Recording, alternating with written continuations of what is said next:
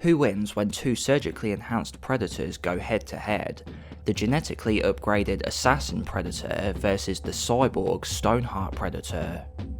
In the red corner we have Assassin. From the movie The Predator, Assassin is the product of a tribe of research-caste Yautja. He was made by combining his Yautja DNA with that of many different species, increasing his size and strength. He also has digitigrade legs for increased speed and mobility, implanted vision modes, and an exoskeleton he can activate at will. Assassin stands 11 feet in height with beige skin which turns grey when his armour is activated, and black dreadlocks. For weaponry, Assassin has a wrist-mounted version of the Plasmacaster and a large single wristblade which can be fired out and has a wire attached, allowing him to recall it after firing or use it as a snare. The Assassin is thought to be a bad blood as he is a genetic hybrid and is seen killing another Yautja. His mission was to destroy the fugitive Predator ship called the Ark and recover the Predator killer suit. Strengths: Assassin is the most powerful Yautja from the movies and has superior mobility, speed and more weapons than Stoneheart does. He is also slightly bigger. Weaknesses: although tough, his armour is not quite as strong as Stoneheart's, as a Plasmacaster shot was seen to knock him down, but the same does not happen to Stoneheart. It also doesn't work permanently and has to be activated. And in the blue corner we have Stoneheart. From the game Predator Concrete Jungle, Stoneheart was a former member of the Dark Blade clan who was cybernetically augmented by Beige Industries.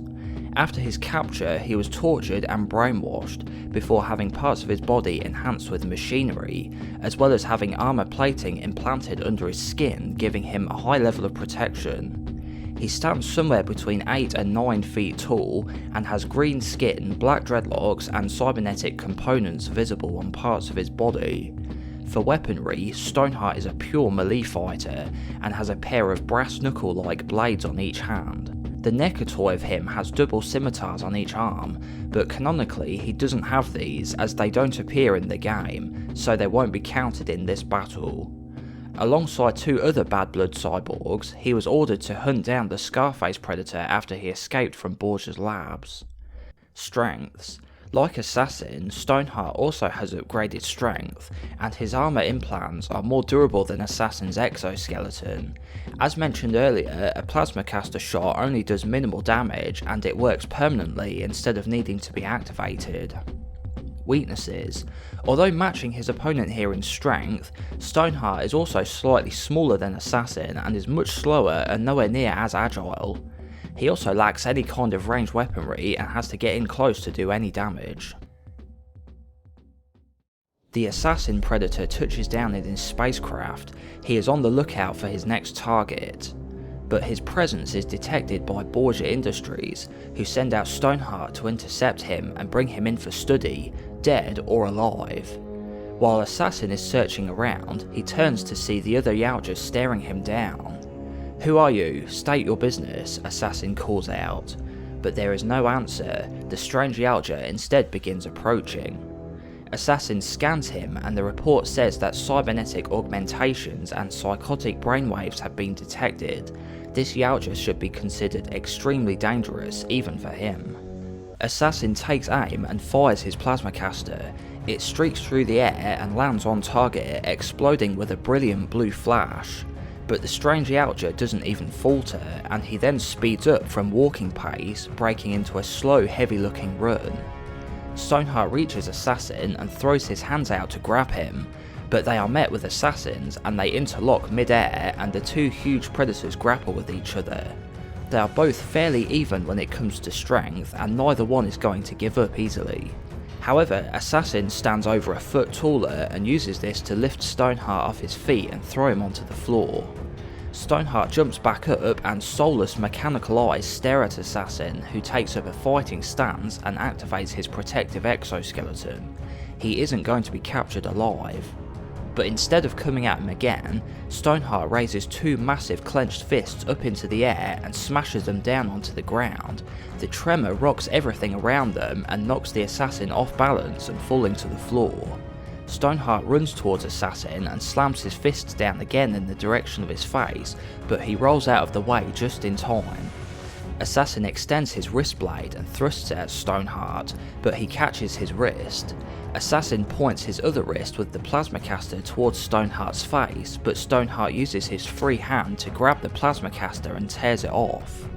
He then lands a blow in Assassin's ribs, but the brass knuckles don't penetrate his armour. Assassin uses his size again to throw his opponent off his feet and points his wristblade at him and fires. It embeds into him and a mix of green luminescent blood and sparks fly out from the wound, but again he doesn't even flinch from the damage and comes back again. Assassin retracts the blade and fires again, but this time Stoneheart grabs it and yanks the cable, pulling Assassin off balance. His digitigrade legs give him better agility, but aren't as stable as Stoneheart's plantigrade ones. Stoneheart throws another hit at Assassin and knocks him over. Assassin quickly jumps back to his feet. Trading blows alone isn't going to win this fight. His enemy is strong and sturdy, but not as fast or agile as he is. He'll use this to his advantage.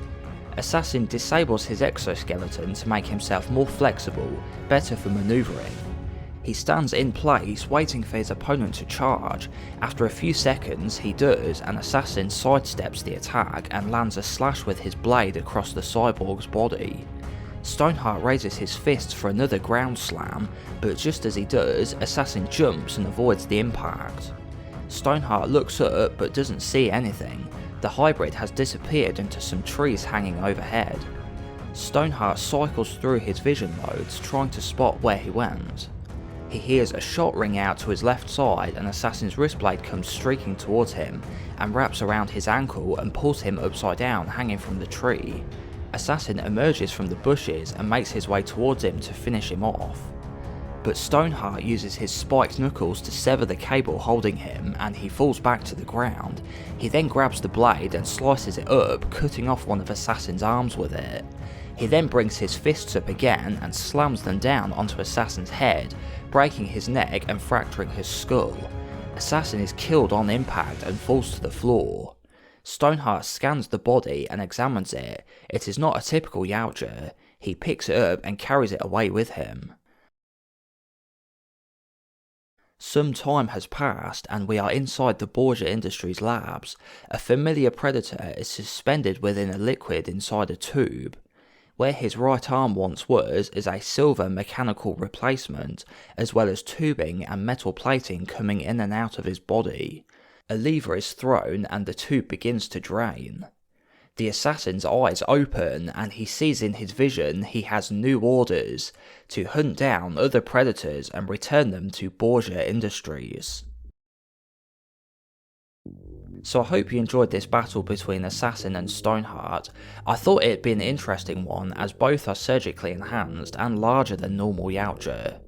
What made me think Stoneheart would win was that how his armour is stronger than Assassin's.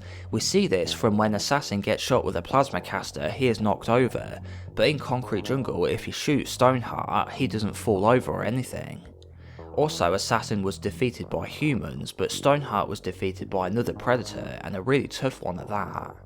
If you enjoyed the video, make sure to consider becoming a channel member to support what I do, as well as getting yourself access to exclusive member only videos. Also remember to like the video for the time and effort I put into making it. Thanks for watching and I'll see you next time.